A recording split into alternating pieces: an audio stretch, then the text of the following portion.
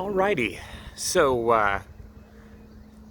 I initially set up the dish way down there, hanging off of that corner back post, and hanging in a direction where it was actually even further away from the house than the back post itself, because when I use the check for obstructions app with the camera, the top of my house would sometimes, not all times, but sometimes show up as an obstruction, just up in the corner towards the east. So the house is actually, I'm east of the dish right now, looking more or less towards the west at the dish.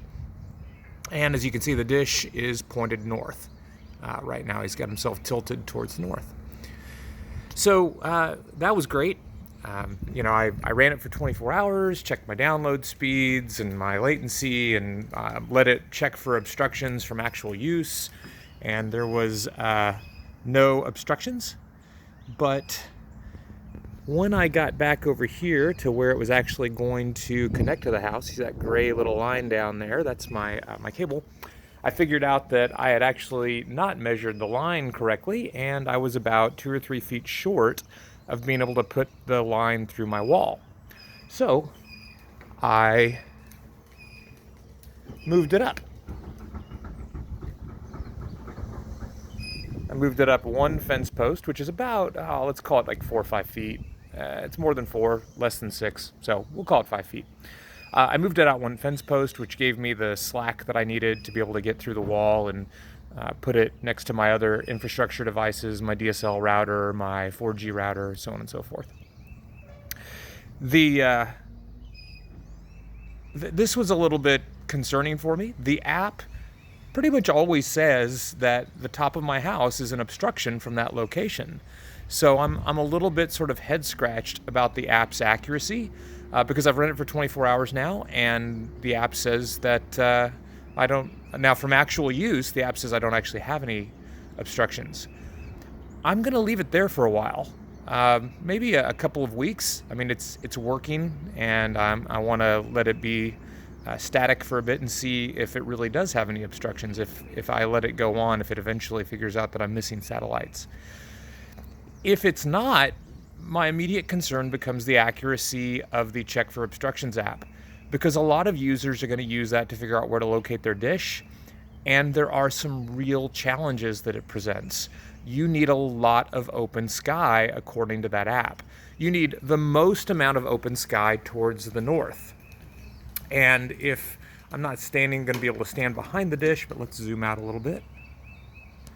If I go looking towards the north, there's this line of trees here, but here's the good news. First of all, that line of trees is at least 100 feet away, and there's a huge hill that's down there. So that line of trees is actually pretty darn close to even with where Mr. Dishy sits in terms of like level.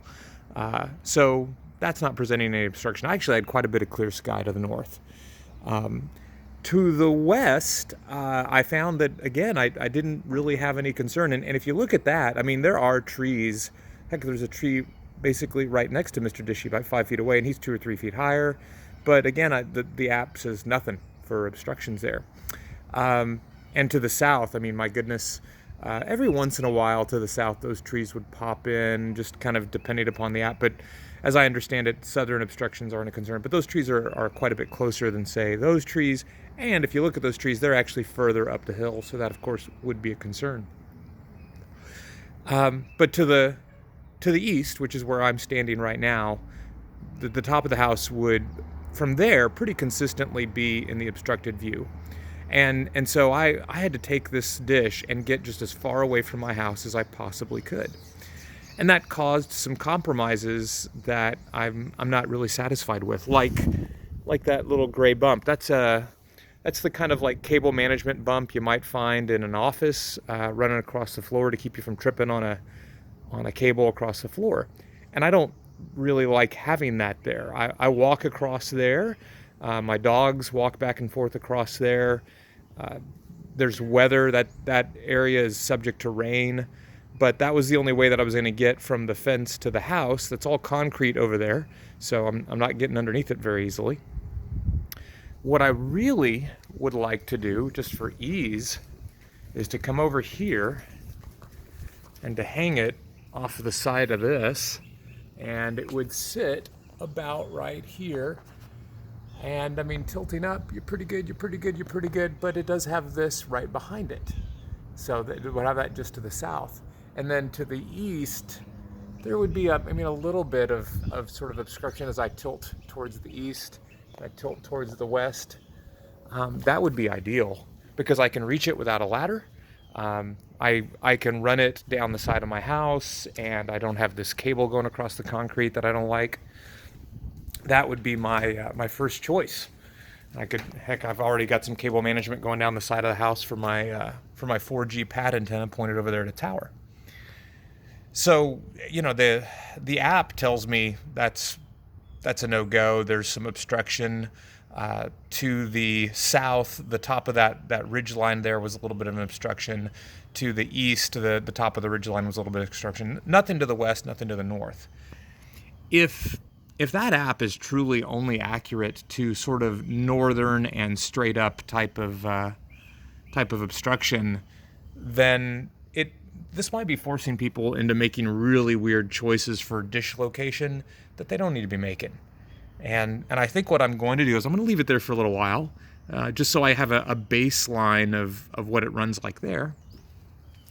And then I'm going to mock something up. Maybe I don't want to, drill holes in this and then fill them with wood filler if I choose not to hang it there. So I'll find some kind of I might take multiple zip ties and strap it up here or something. But I might temporarily strap it on the side of this post and give it a week and see how it works there. So, I don't know, we'll see what happens. But for now, Mr. Dishy is installed. I'm sure everybody wants to know about things like upload speeds and download speeds. When I use Open Speed Test is what I've been using for all of my other internet connections, so I'm just trying to be consistent. I get occasionally maybe as high as 100 megabit per second down. Occasionally, probably as high as, I've seen a couple of over 30 meg upload speeds, but only for a moment. But occasionally as high as 30 meg upload. Most of the time, I'm somewhere between 40 and 50 megs down. Most of the time, I'm somewhere around, let's call it like 10 megs up. Occasionally, I'm as slow as like 20 megs down, and maybe 5 megs up. So it varies quite a bit. Now, what's interesting is when I use Ookla, or speedtest.net, if you're more familiar with it by that name, they seem to use a lot more parallel streams, and my speed, like I've seen it report 175 down and 30, 40 up. I've seen some really high speeds reported on that compared to what OpenSpeedTest.net shows me. Now I'm really trying to be consistent, so I'm sticking with OpenSpeedTest.net. But there might be something to be said for one test showing preferential results over another. Ookla is certainly pretty famous. Everybody's aware of it, and so I suspect a lot of the users that I see online posting screenshots are just sticking with Ookla. At any rate, that's where we ended up. From a cable management standpoint, I just zip tied. You can kind of see the gray line there. I zip tied the cable to the top of the fence line, and then where you at there? I think I skipped you. There you go. And then down that pole, and then I just put it underneath a little cable management bump, and it then goes up to the side of my house. I've got that nice little see that pipe there? That actually can direct cables, but it doesn't direct it towards the fence line. It directs it that way, and that's not where I wanted it. So at any rate, yeah, we're gonna leave it like that for a bit. We're gonna see where we end up.